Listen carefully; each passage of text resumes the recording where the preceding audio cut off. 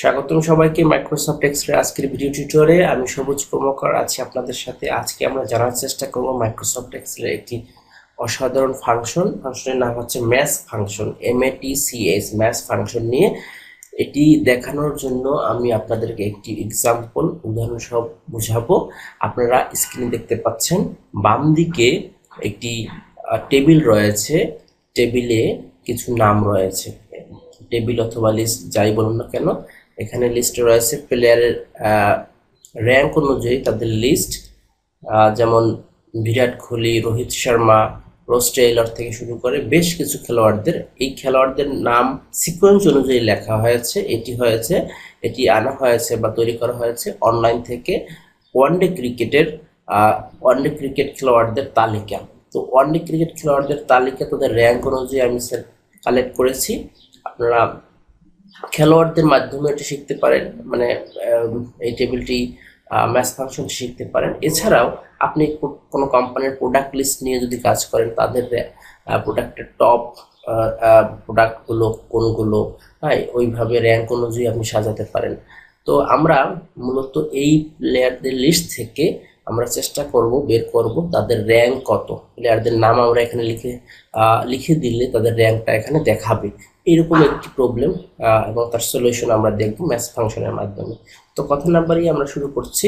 Equal to MATCH math লিখে নিলাম।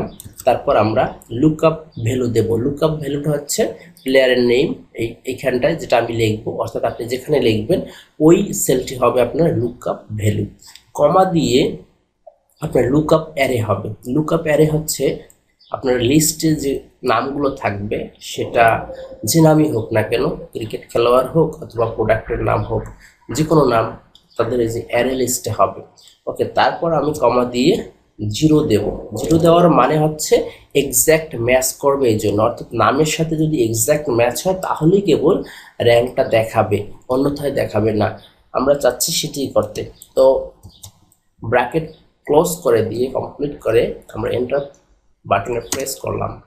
দেখুন এনে আসছে নট অ্যাপ্লিকেবল, কারণ এখানে কোনো নাম পাচ্ছে না। আমরা একটা নাম দিয়ে দিচ্ছি কোনো একজন খেলোয়াড়ের, যেমন তামিম ইকবাল। তামিম ইকবাল এই টেবিলে রয়েছে, তার নাম। তিনি ওয়ানডে ক্রিকেটের 14 নম্বর র্যাঙ্কে আছেন আমরা জানি, এবং এই লিস্টেও তিনি সেই পজিশনে আছেন, যার কারণে এই র্যাঙ্কটি অটোমেটিক্যালি খুঁজে সেটা 14 নম্বর করে দিয়েছে। এরপর আর একজন খেলোয়াড়দের নাম এখান থেকে আমরা নিব, যেমন রয়েছে হাশিম আমলা।